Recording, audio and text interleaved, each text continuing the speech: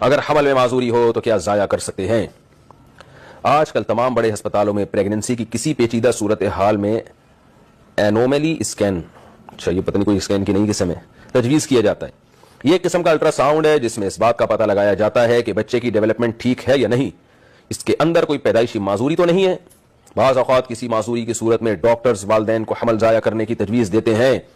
کیا اس صورت میں حمل ضائع کرنے کی گنجائش ہوگی؟ نیز شرعی اعتبار سے بچے کے اندر روح کب داخل ہوتی ہے؟ کاشف صاحب اسلام آباد سے۔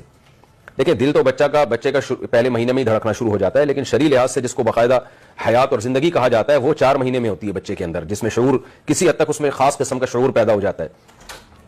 تو 4 مہینے سے پہلے کسی مجبوری میں حمل گرایا جا سکتا ہے، لیکن وہ مجبوری بھی آپ کی پیدا کردہ مجبوری نہ ہو، یعنی بنائی بھی مجبوری نہ ہو، شرعی مجبوری ہو۔